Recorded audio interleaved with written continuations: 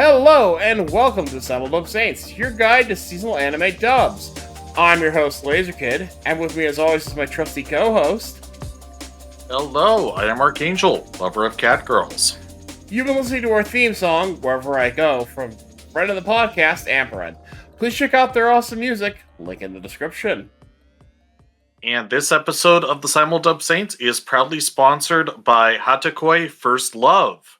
More about that at the end. Ooh, we got a big one this time. We got an anime movie sponsor. Hell yeah! Yeah, well, we're moving up into the world. We're finally asking to being asked to shill for stuff, folks. Ooh, good for us. Yes. Well, I mean, like topical stuff as opposed to random things. Indeed. So the news today is a little light, but it's actually, topical to the podcast. Both Crunchyroll and Hidive have announced some spring lineup. We'll definitely be going over the Crunchyroll spring lineup once it's finished. They still got 5 shows listed as TBA, but we'll do that, and we'll go over in detail more on the Hidive stuff as well. But Hidive, we have exactly 2 shows set for April, and that's Beheneko, the elf girl's cat, is secretly an S-ranked monster, which will begin on April 9th. And from Bureaucrat to Villainess, Dad's been reincarnated, which will begin on April 16th. There's a giant list, a huge list of stuff for Crunchyroll. But some highlights include Fire Force coming back for Season 3, the My Hero Academia spinoff Vigilantes, Bye Bye Earth Season 2, Windbreaker Season 2, and a continuation of the 2nd season of Apothecary Diaries. There's a whole bunch more. Stay tuned for more details. Okay, then. Also, no dub for an evil lord of an intergalactic empire. Sad face. For fuck's sake. So that one's probably going to be a sub-episode for us at some point. Well, I mean, no, there's so much else for us to talk about, but, yeah. Hopefully it's just on a delay. That has happened before. We've had stuff where it's like no dubs announced and suddenly, hey, this is getting a dub now. Oh, cool. Yep, I mean... It happens. I think that in the meantime, I think we can chalk it up to the phenomenon of the people who choose such things having very strange priorities, at least by our lights. Yes, that does tend to be... I've always got something or other where I'm like, why did you dub that but not this? So pretty much every season there's something like that. Mm-hmm. Well, anyway, that's our news. Not much else going on right now, but that's good because we got a whopper of a topic over here. We mentioned it in our episode where we did highlights for the season because, we weren't able to cover as much this winter season as we would have liked. This has come up a lot ever since it first blasted onto our radar, but... Zenshu is once in a lifetime show. We just actually minutes ago finished watching the final episode, and I'm blown away. Yeah, this is some genius or group of geniuses' passion work, I think. Oh, absolutely. I mean, it's Studio Mappa. These guys know what they're doing. But I don't say this very often. In fact, I don't think I've ever said this on the podcast. This is a perfect anime. It's 12 episodes. It's complete. I would not argue with more, but I don't feel the need for more. We'll discuss at the end if it, so first of all, if you haven't watched the show yet, completely. Go watch it. Stop. Highest stop recommendation. this right now. Stop. Go watch it. Don't let us ruin it for you. Because we are going to spoil absolutely everything. We are. Before we do, we can kind of give you a rough idea of what's going on, though. We can give a little bit of a spoiler-free description. Main character, Natsuko Hirose, our sponsor, sort of. Voiced by Madeline Morris. We'll explain. We're making a meta joke with this. We are absolutely making a meta joke. Who you might recognize as the voice of Rudeus Greyrat in Mushoku Tensei, and Elsa Stinghem in Spicy Wolf Market Meets Wise Wolf. Natsuko is a preeminent animator. She got her fame for being a director on the TV show Sukamon Magic Girl Dark Academy, as we jokingly referenced earlier. She's we haven't mentioned that yet, but she's basically a child genius where she's been inspired to do this. She had a breakout success with a college project, I think, and then had this series, which is basically an in-joke fusion of Sailor Moon and Naruto and shonen generally from the look of it. And so she's completed that, and now she's working on a movie, which is, as we'll discuss, a bit of a change of pace. It's a slice of life about someone's first love, so okay. And Natsuko is incredibly socially awkward. Does not have any experience with love, and she is struggling to make this movie. Well, as she's struggling to make this movie, she is eating some food. There's actually some lampshading earlier in the episode about, hey, be careful with the clams or they're bad. And she eats one and gets isekai'd into her favorite movie, A Tale of Perishing, I'd say generic fantasy romp, and that's true to a point, except for the fact that it has a twist dark ending where everybody dies. Yeah, it's one of these movies that I would describe it in universe as a cult classic. A lot of creative people seem to adore it, and Natsuko in particular is just obsessed with it. But it gained zero traction with the general public and was a commercial failure. It's an art house movie would be my description of it, based on what we know of it. As it was meant to be a general audience's movie, but that's just how it's turned out. Yes. Yeah. And their director for that movie actually also recently died, and that's Kamitaro Suriyama. We'll get into that later. But the main character of that is one of our main characters, Luke Braveheart, voiced by Ryan Negron. That's Wolf in No Longer Allowed in Another World, and Keith Powell in Sugar Apple Fairy Tale. Talk about going from not the greatest character to a cool character to the best character. Like, holy cow. Ryan Negron, you're amazing. And we've shouted both these two out, these voice actor and actress out, on our highlight list. And we'll go into more this time. But effectively, the story of Zenshu is Natsuko being in her favorite movie with Luke, Braveheart, and the other 9 soldiers, or the other members of the 9 soldiers still around, trying to protect the soul future and the state of the world. And honestly, I don't think we're going to be able to do more without getting into spoiler territory, because a lot happens pretty quickly. Just go watch it. Watch it. It is worth your time. But it is something that I've wanted to do in these episodes, and I just start to give you guys something before, if you haven't seen it, to go, this be your point now. If you're this is the bucket on head point, as Yahtzee would say. Yes.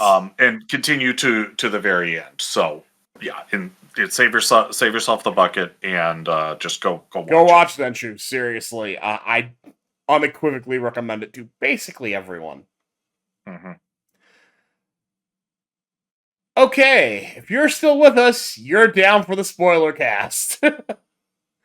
Yeah, and if you haven't watched it, well, it's on you now. Yeah, because you're about to have the best show of my lifetime probably ruined for you without having watched it first. So may I just say that for any of you who fall into that category, you are an idiot. Other than that, but everyone else, you are, of course, very intelligent. You are very cultured and yes, very, very smart people. Yes. Anyway, so from here, we're basically the rest of our main characters. Yunio, voiced by the absolute mega legend that is Lucy Christian, Nami in One Piece, Ochaku Uraraka, My Hero Academia, Claire Kagano in Eminence Shadow, Hilling in Ranking of Kings, Medusa in Soul Eater, and so many more. Absolute legend, and her legendary status is still here because Yunio is voiced spectacularly. Yunio, and this is why the spoiler starts right here, is supposed to die very quickly. Yeah, at about the point, because she starts at like the more or less the opening of the movie, I think. Yeah, like and he's supposed right around to, the time, which is in medias res, but he's supposed to die with this glorious kamikaze thing to save the town. Now, her first interaction is with Luke and Yunio, and she is saved by Luke and Yunio from a void, these creatures that are destroying the world slowly but constantly. The fighting has been able to slow them, but they haven't been able to stop them. Yeah, the world's pretty much dead. There's basically one city and one of these soul future things left. Yeah. Not really explained. The voids aren't really explained. Don't worry about it. It doesn't matter. The soul future is what keeps the world together. That much is obvious. Mm-hmm. And the voids are the force that is destroying them. Yeah, Eros and Thanatos, basically. Yeah, well, I mean, they get into a little bit at the very end with the void. It's literally, they are nothing. It is almost pure entropy, like sentient entropy. It's kind of a scary thought, really. Or maybe not sentient, sapient might be the better word, because it's not like it talks. Yeah, but it does have entropy, despair, all that good shit. But yeah. So the voids are being fought by Luke and Yunio. They also have their friend QJ, the robot, voiced by Derek Snow. That's Choji Tomiyama in Windbreaker and Doki Baragaki in Shy. God, talk about a complete change in two crazy villains to one of the nicest people I've ever met in anime. Basically a fusion of R2-D2 and C-3PO. Kinda, yeah. Personality-wise, I mean, and function-wise. It's like the perfect median in their personalities. He's not... Yeah. Doesn't look like either, but... No, he doesn't. But I see what you're getting at. Like, QJ is just this wise old sage of a character. Almost a Yoda in temperament, actually. Kinda, he's also the one who has the sensors and can detect voids before they're actually attacking people. Yep. So, and then there is the last of the 9 soldiers. Yeah, I count 4. We'll get into that. There were 9 to begin with. There were 9 to begin with. Yes. We meet one other, but just the one. Which means several of them we don't know anything about. But they died gloriously. That's absolutely.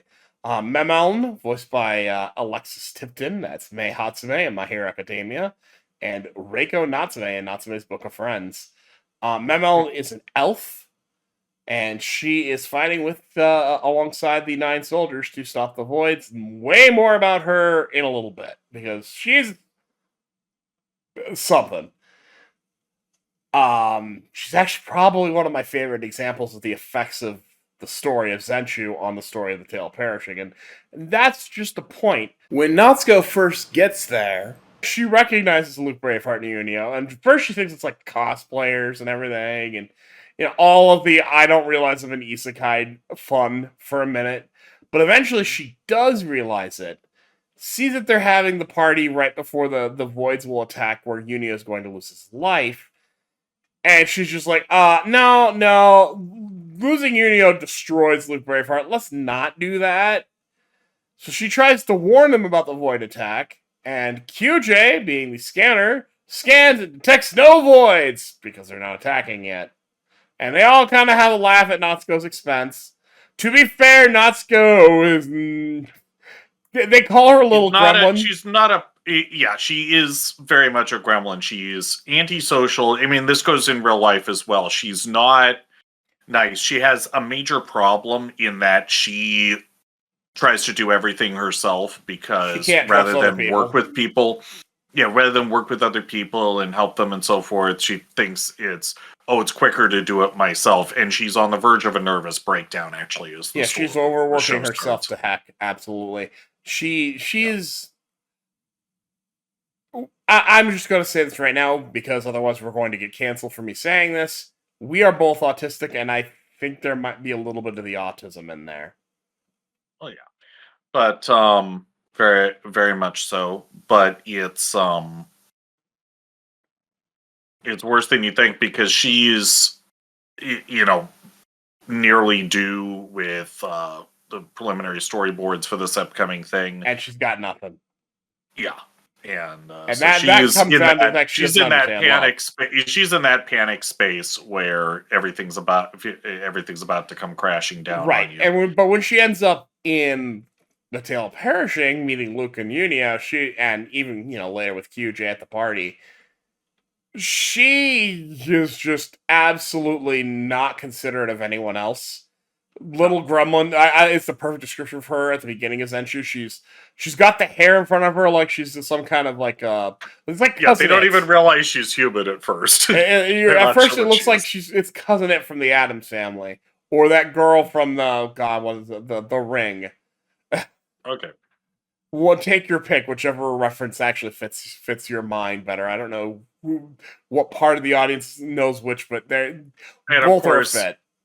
Yunio is kind of like, he looks like he's a straight out of My Little Pony, but he's he's very much a bro. Oh, yeah. Absolutely. And so they go at it like two wet cats in a sack. It's great. Oh, absolutely. He and Natsuko fight like cats and dogs.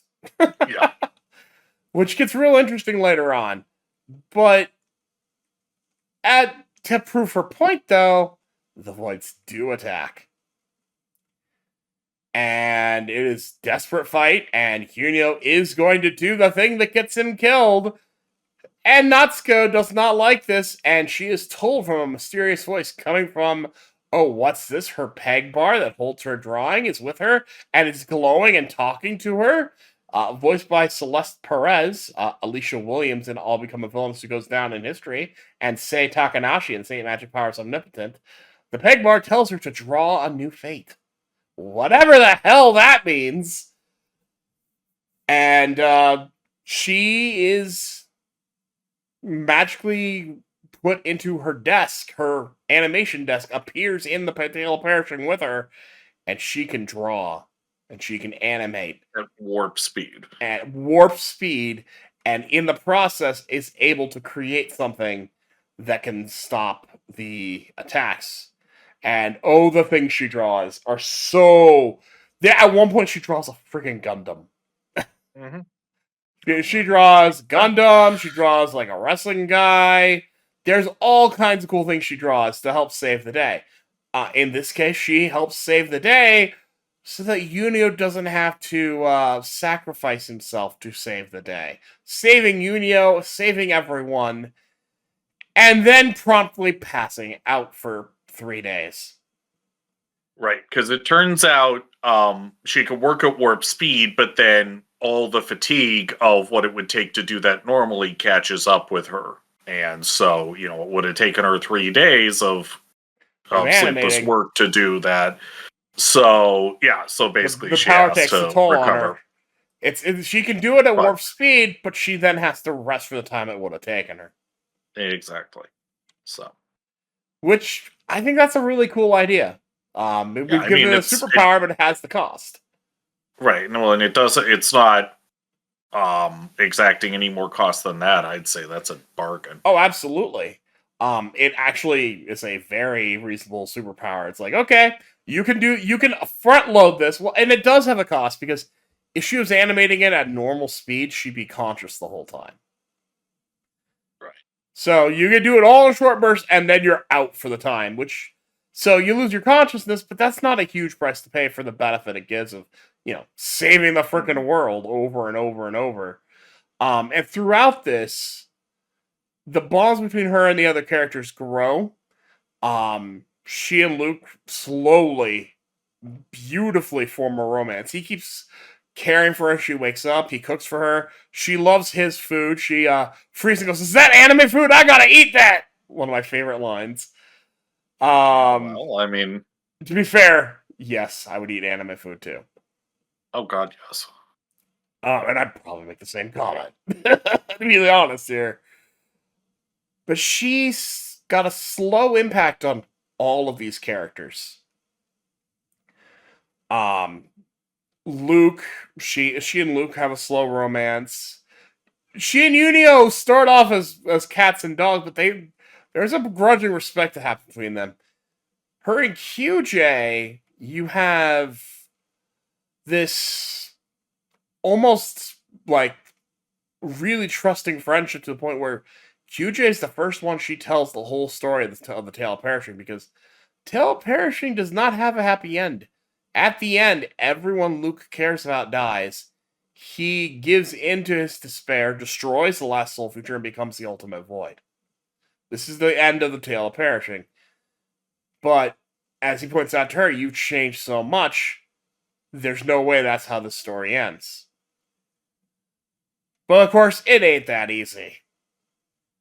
She's able to change a lot of people, including Luke's otherwise love interest, Destiny Heartwarming. I love that name so much. These names are very on the nose. Oh, absolutely. She is voiced by Danny Chambers. That's Chisei Hatori in Ancient Magus Bride, and Rit in Banished from the Heroes Party. Destiny's amazing. After witnessing Mr. Tiger Man that Natsuko draws, and having Natsuko talk her out of her would-be marriage with Chairman, voiced by Reagan Murdoch. That's Maz in Dr. Stone.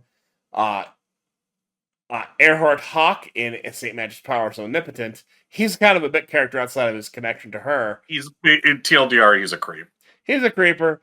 Although I got something to say about him later, but we'll get there when we get there. I'm gonna save it a lot. Desi is the mayor's daughter, and she would have been Luke's love interest. Blaine would have She's supposed to be very fluffy and soft and busty and so forth. But because she sees what happens with Natsuko, she changes to become this, like, I'm going to do my orphanage myself, and I'm going to be big and strong. Look at me. Yep. I love... I mean, her dad is the mayor. Yeah. Is a big muscle man. So it makes sense. So, It does. The mayor is voiced by Chris Guerrero. That's Momonga / Ains Algoon. Gowan, I can't remember how it's pronounced, in Overlord. And Eisen in Freeren.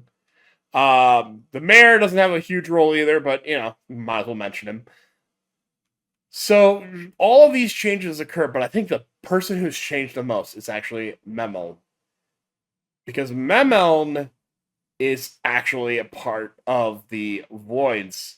We know from the movie, The Tale Perishing, that when Luke takes down a particularly powerful Void, it ends up being her, and she is dead. And that's all you know in the movie. Well, from Natsuko being Natsuko, she kind of follows her around, and we find out that Memeln is actually kind of in a cult towards the Void. Yeah, she's given into her despair, and she's like, let's get this over with. She has seen so many people die, and just like, let's rip that Mandate off, basically. She and her two elf friends, who I'm not going to go into because their roles are so minor, but they are doing this whole thing, and it's Natsuko and her drawings and her talking to Memeln that actually completely Uno reverses that. So Natsuko's starting to have a very positive effect on everything. And that's something that QJ points out to her. So a lot of things are going on, but ultimately we're dealing with these voids. There's a lot of incidental episodes where things just happen. One of the things we are introduced to Justice, one of the former members of the Nine Soldiers, voiced by Corey Wilder. That's Will Surford himself from Will Story and Wanted Sword, and Tomoki Iwahashi in Tsukimichi Moonlit Fantasy. There's Elder Baobab, voiced by the legendary Linda Young. That's Genkai Yu Hakusho, the Funimation voice of Frieza from Dragon Ball Z, and the Madame Shan in Fullmetal Alchemist Brotherhood, and again, that goes on and on and on. Elder Baobab looks a lot like the studio manager, because that was actually the studio that Natsuko works at. It's the same studio that made A Tale of Perishing. No, wasn't it the bartender that Oh, what's She the was bartender? supposed to be You're like, right, it is the bartender. I'm a dum-dum. yeah. Well, the elder But is kind of this prophetess. She knows what's going mhm. on. She sees things coming. She's kind of a wise speaker, kind of a character. She literally looks like Yoda with hair. Oh god, she kind of does. Mhm. But yeah, so these are kind of our primary characters going on. And everything is looking up, including the fact that Luke is falling actively in love. He's actually confessed his love to Natsuko. And that's where things start taking a downturn, because we meet a weird bird that just keeps saying everything is useless. It's useless. It's useless. Mm-hmm. And it's eventually caught and confronted by Natsuko, who is very annoyed with the bird saying that. Well, it turns out this bird is the director of the Tale of Perishing, who also recently passed away from eating a bad clam. Kamitaro Suriyama. This is voiced by Wendy Powell. That's Madam of Verdigrease House in the Apothecary Diaries, and Envy in Full Metal Alchemist and Full Metal Alchemist Brotherhood. This bird basically just wants. She's a director of Tale of Perishing. She wants it to go the way it's supposed to go. And very dead set on that. But yep. So now we've got the distinction between an author's intention for their work versus what the audience takes away from it, and so forth. There's a lot going on under the hood of this show. Oh, more absolutely. Than like my comment to okay when we finished watching the final episode is I don't think I'm smart enough to really talk about there's this so show. much going on. Because I can see this is very intelligently written to the point where I'm not educated enough into this stuff. Well, to talk about there's it a properly. lot of, is this world determinist? Is it free will? Because there is that. Yeah, and that is one of the most compelling parts of the whole story, because we're changing all of these things, and yet things start going back to the way they were. QJ, as I mentioned, tells Natsuko, "Oh well, you've changed so much. Everyone is better. Yunio's alive. You saved him. You and Luke are falling in love. There's no way things are going to go the way they went. And this is wonderful. It's amazing." And then Natsuko's drawings come back as voids. And QJ has to sacrifice himself to save everyone. And instead of having Yunio's funeral, we have QJ's funeral. And this, of course, has an impact on Luke. This turns the townspeople against Natsuko, similar to how the townspeople were turned against Destiny Heartwarming in the original film. And this has an effect on Luke when the voids attack that are kind of squiggly lines, versions of themselves, and they suck in Yunio, but before it can really happen, Natsuko goes to save them. They both get sucked in. This has the effect on Luke that having Destiny killed has. Especially combined with the townspeople's utter stupidity. Oh god, don't get me started on the townspeople. Because and also the cult is back, so basically you've got a small minority of people who are actually worth saving, and then the majority of the town who, from one reason or another, it's like, can we not just feed these people to the void already? Well, so it's starting to look a lot like, well, determinism is real. Director lady is correct. It's useless. But we get a little bit of a hint that something's up, because Memel is not rejoicing at the void, and she's up to something. Well, as we eventually realize, she and her cohorts are actually resurrecting QJ, because QJ's a robot. You can rebuild a robot. But while that's going on, Natsuko and Yunio have their moments inside the void, where these bad acid trip sequences where it's like, we've all had these bad dreams of where everyone's turned on us, and we haven't done all the cool things we thought we did. And oh god, it really gets to Natsuko. She even says at one point, "I will never draw again."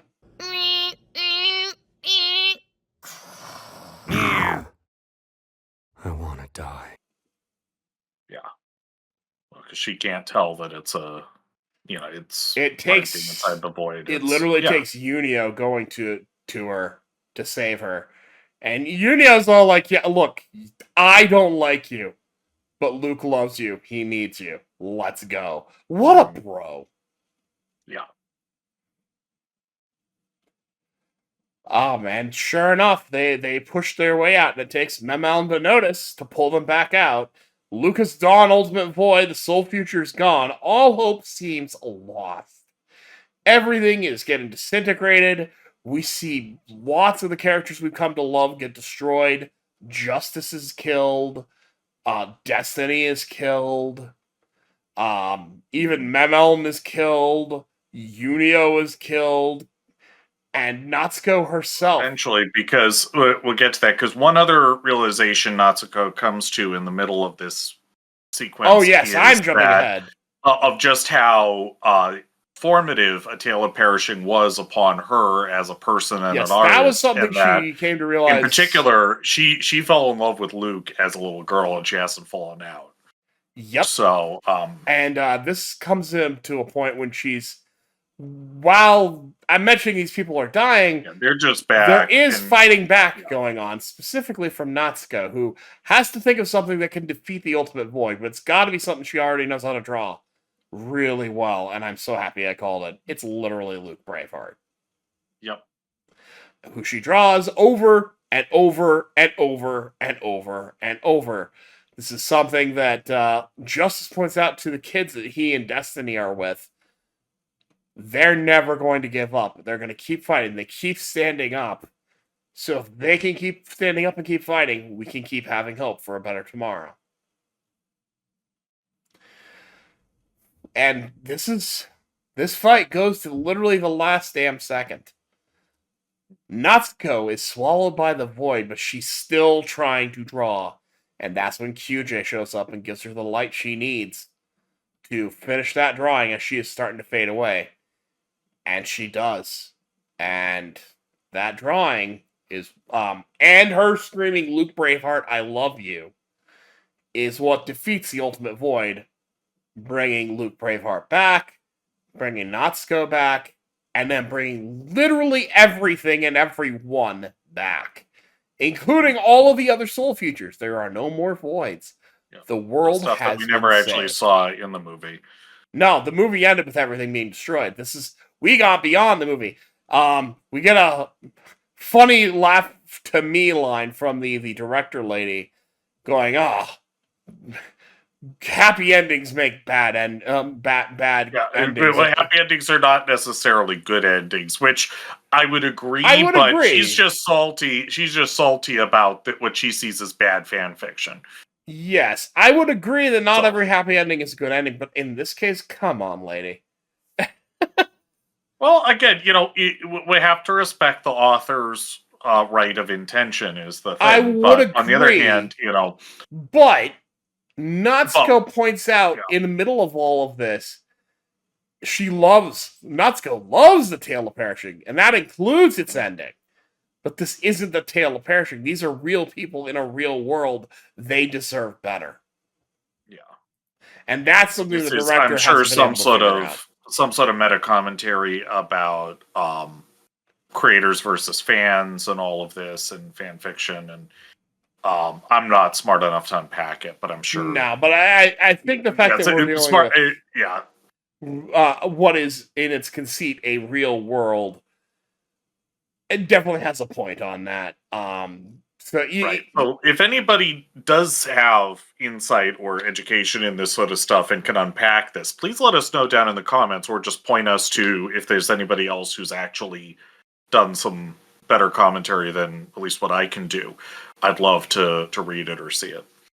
Yeah, well, and yes, please always comment if you got anything extra to say. Oh yeah. But Ark, what I'd say is, in terms of the creator versus the fans, I agree there's some of that, but again, I think a lot of that is mitigated by the fact that we're not dealing with a creation, we're dealing with its own world. What I'm looking at here is a creator unwilling to recognize that the creation has moved beyond them. There's that as well, yes. That's where I would say that, because This is a world all of its own at this point. This is no longer the Tale of Perishing. This is a rich world with characters, events that weren't even in the movie. We're not even talking about things that Natsuko changed. Memel and her cult, and the cult being in that cult, that was never in the movie. This is its own unique world that the events of Tale of Perishing would happen in, but it's not the Tale of Perishing. This is not Kamataro Surayama's movie, The Tale of Perishing. This is its own thing that it's based on. It's perhaps a derivative work even, but it is expanded universe. Yes, it is an expanded universe. There you go, George Lucas. Yeah. So folks, if you've ever heard me say, I think I've said it before, but just to be clear, whenever I say LK is the smarter of the two of us, this is what I'm talking about. Oh, well, thanks.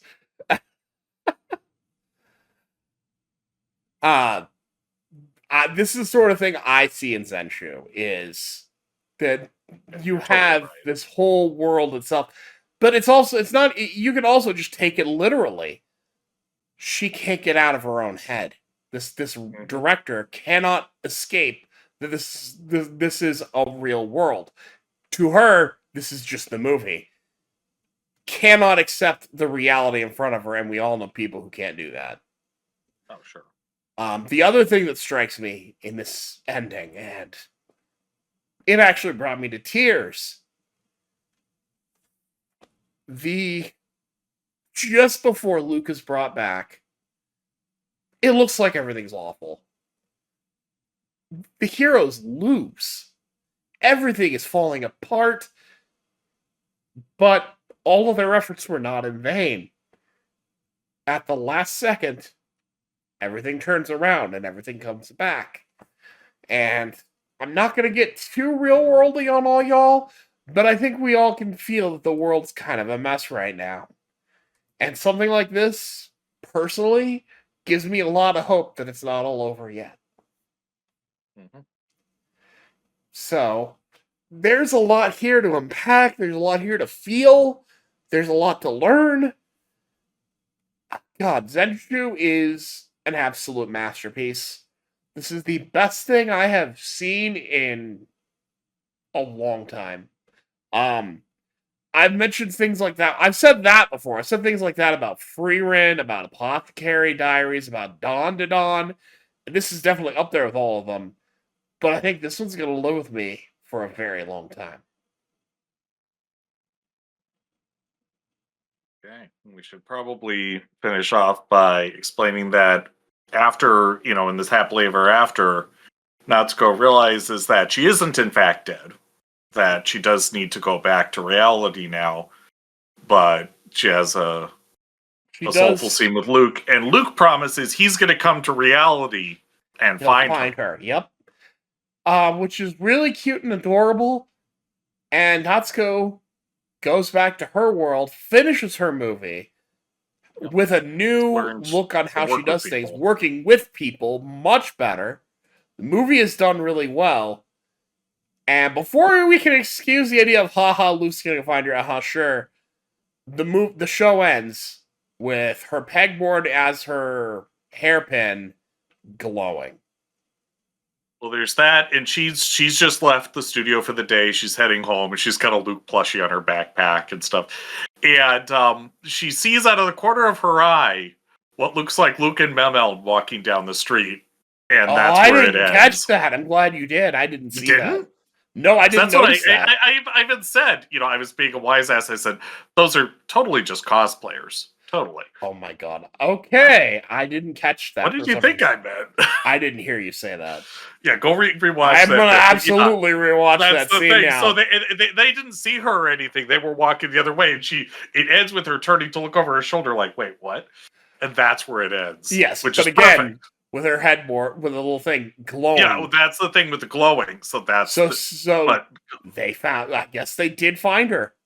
Who knows? It's left beautifully unanswered. It is, and while I would never say no to more for the show, I don't feel like I need it. It is a complete story. I can't say that. Yeah, unless there's more that was part of the original vision, I'd say draw a line under it here, because while you can get as good, you're never going to get better. I would agree with that. The reason I say I wouldn't say no to more, I love this. At this point, sure, more would just be the dessert. Right. I would take it. I would love it. I'm one of these people who's like, if there's any more, it might ruin it. I would take it. I would love it, but it would. You are correct to say it would never be as good as what we just watched. Well, it could be as good, but it can't be better. Yes, but that's. I wouldn't say no to more because I would enjoy it probably, but I also don't need more, and I don't say that very easily. Usually, I'm always want more of something I love. For stories in particular, especially in anime where there tends to be a lot of room for more. This was a full course meal in 12 episodes. That does not happen very often, and I don't feel like anything was wasted. I feel like the time was used quite effectively. It's perfectly self-contained. I don't see that there's really room for addition. I definitely want to see more from whoever created this. Well, yes. But not in this necessarily the same story space. Honestly, if I was going to see more of this, I'd want like an OVA, like a short OVA. That could work. Just to see, and literally a victory lap. I want to see a victory lap. I want to see Luke and Natsuko. I want to see everyone we've seen have their happy endings. I don't think I want to see more conflict out of this, though. Literally all I'd want out of more is a victory lap. But yeah, no, this is something very special. Does not happen very often. If you somehow got to the end of this and you hadn't watched it, shame on you, go watch it. But this is probably getting anime of the year from me. But we still got a whole lot of year left, so I mean that can change. Yep. But I don't. We're living in the golden age, so who knows? But yes, this is definitely this year's free run. So oh, absolutely, no question there. This is special. I don't see it talked about the way Frame was talked about, so we're gonna talk about it. Y'all definitely should check it out if you haven't, and if you have, hopefully you're with us. I don't know what else to say. It's amazing.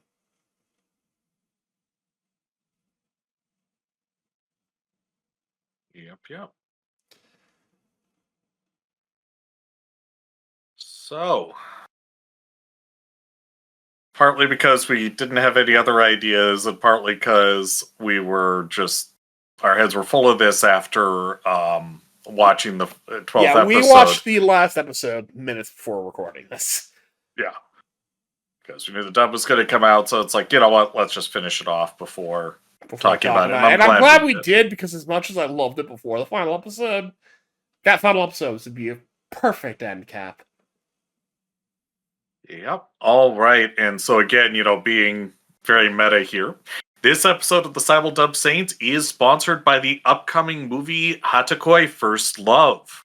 Now, this is the next piece of work from the legendary director Natsuko Hirose, as we know, creator of Sukeban Magical Girl Dark Academy, which is more of an LK show than an ARC show, but still. It is. I'm very much a fan. It had a really good dub a couple of years back.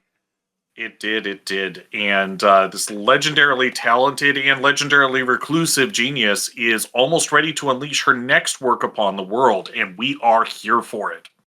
Now, as of now, time of recording, dub details have not been announced, but as always, we are hoping for a simuldub release. Now, if not that, then it'll probably be at least a year before we see a dub, but the sub should come out right away. It is what it is. Anime movies take a minute.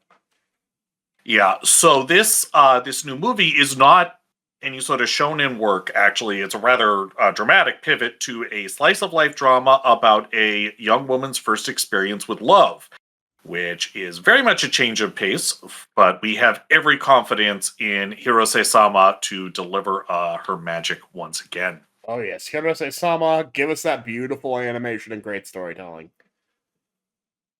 Indeed. All right, so that's our sponsor. Yeah, that's an episode. Ark, where can the people find you? Just as far from the kingdom of reality as possible lately. Amen. So yeah, I'm considering applying for refugee status from reality. I feel that very much. Just as about as political as I feel like getting in this context. No, so that's me. We won't ever get super political on anybody. As for me, what this is. You can find me on Twitter at LaserKidPrime. You can find me on Blue Sky at LaserKid. And you can find me on the Strong Faithful podcast, which it'll be in the past now, but we are celebrating our 500th episode the same night we're recording this episode of the Simuldub Saints. And we will be live on Twitch. Come check us out. Or, well, again, by the time this comes out, it'll be in the past. Come listen to that in the past, but it's I can't believe it's been that many episodes. I remember being on the 400th episode, so yikes. It's fun when you're having flies. I've been with them for 5 years, and it does not feel like it, but it has been. I know the feeling with my real-world employer. I'm coming up on my 10th year service anniversary. We're coming up on our 1-year anniversary here with Simuldub Saints, believe it or not. Yep. So we're going to try and get everybody we can for some sort of fun times. My plan is when we get to 50, because this is number 40. 50 is not that far off. Fair enough. But, yeah, as for the Simuldub Saints, you can find us on YouTube and Spotify podcasts. And as for social media, we are on both Twitter and Blue Sky at Simuldub Saints. And we do have a Facebook group that I need to be more active in. But we have all of those things. And if you are watching on YouTube, we have all of those linked. And I believe the same is true for Spotify podcasts. So come check us out. Primarily, we just kind of post about the podcast. If there's any major updates or delays, we'll post there. I was all over posting there when my computer was down, letting everybody know what was going on. But yeah, that's where you can find us. Well, that's it for this week's episode of Simuldub Saints. So we will see you all next time.